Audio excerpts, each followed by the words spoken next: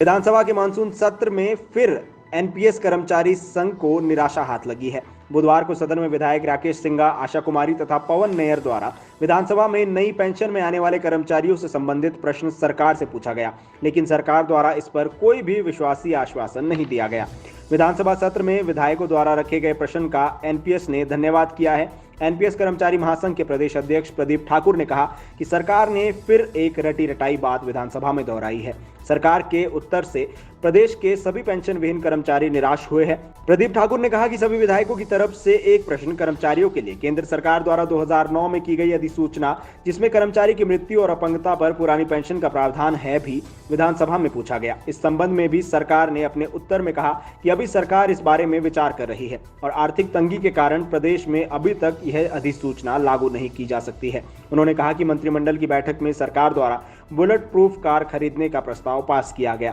जहां एक और कर्मचारियों के विषय में सरकार द्वारा आर्थिक तंगी का रोना रोया जाता है, वहीं दूसरी ओर उसी दिन सरकार अपने लिए अन्य सुख सुविधाओं को प्राप्त करने के निर्णय लेती है, जो कि सीधे सीधे कर्मचारियों के साथ भेदभाव है।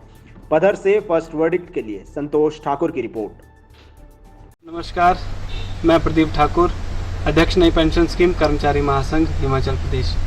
पिछले कल माननीय विधायक श्री राकेश सिंघा, श्रीमती आशा कुमारी, श्री पवन नैयर जी द्वारा विधानसभा में पुरानी पेंशन बहाली और नई पेंशन में आने वाले कर्मचारियों से संबंधित केंद्र सरकार द्वारा 2009 में की गई अधिसूचना, जिसमें डेथ एंड डिसेबिलिटी पर कर्मचारियों को या उनके परिवारों को पुरानी पेंशन अर्थात सीसीएस रूल 1972 के तहत पेंशन का प्रावधान है, संबंधित प्रश्न सरकार से पूछा गया। हम तीनों विधायकों का पूरे महासंघ की तरफ से और सभी पेंशन विहीन कर्मचारियों की तरफ से धन्यवाद करते हैं कि उन्होंने हमारे प्रश्न को विधानसभा में रखा। लेकिन बड़े दुख की बात है कि जो हमारे प्रदेश की सरकार है, उनकी तरफ से जो जवाब आया वो उससे जो कर्मचारी बिल्कुल भी खुश नहीं है। और सरकार ने जो दलील दी कि कोविड के टाइम जो है जो पैसों की तंगी है, इस कारण जो हम इस अधिसूचना को लागू नहीं कर सकते। जैसे कि आप सब जानते हैं, कोविड के समय जो है फ्रंट लाइन में रहकर कर्मचारियों ने सरकार के हर निर्देश को माना है और अपनी सेवाओं के दौरान अपनी जान भी गंवाई है। इस जान गंवाने के बदले हम सरकार से यही निवेदन कर रहे थे कि आप जो है इस अधिसूचना को तुरंत प्रभाव से लागू करें, लेकिन अभी तक सरकार जो है इसमें सिर्फ विचार ही कर रही है, ऐसा सरकार का कहना है। मेरा माननीय मुख्यमंत्री महोदय और सरकार में बैठे सभी गणमान्य लोगों से निवेदन रहेगा कि आप इस अधिसूचना को तो तुरंत प्रभाव से लागू करवाएं और 15 अगस्त को हर हाल में लागू करवाएं, अन्यथा कर्मचारियों की जो निराशा है वो दिन प्रतिदिन बढ़ती जा रही है। और ये निराशा, अगर आप इस अधिसूचना को नहीं लागू करते तो ये निराशा जो है और ज़्यादा बढ़ेगी और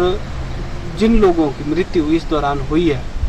उन लोगों के परिवार जो आज सड़कों पर है, अगर आप उनकी भी सहायता नहीं करते तो शायद जो है ये एक बहुत बड़े जो कर्मचारियों के साथ जो है एक विश्वासघात कहा जाएगा, क्योंकि आपने ही कर्मचारियों की जो है ड्यूटी कोविड के इस काल में लगाई और कर्मचारियों ने अपनी ड्यूटी ईमानदारी से की, कुछ लोगों ने जान भी गंवाई, लेकिन इसका जो इनाम सरकार को जो है देना चाहिए था, इससे जो सरकार पीछे हट रही है। पिछले कल ही सरकार के द्वारा जो है एक मंत्रिमंडल की बैठक भी हुई, जिसमें नई गाड़ियों को खरीदने के लिए जो है सरकार की तरफ से प्रस्ताव पास किया गया।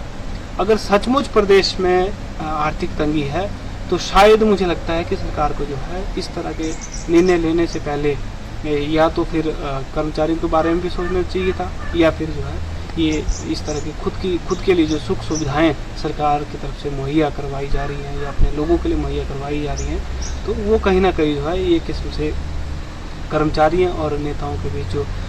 भेदभाव की जो स्थिति पैदा हो रही है वो जो है एक अच्छी बात नहीं है, जो कि कर्मचारी भी समझ रहे हैं और समाज का हर वर्ग इस बात को समझ रहा है। तो मेरा पुनः माननीय मुख्यमंत्री हिमाचल प्रदेश से एक बार निवेदन है, आप 15 अगस्त को बड़ा दिल दिखाकर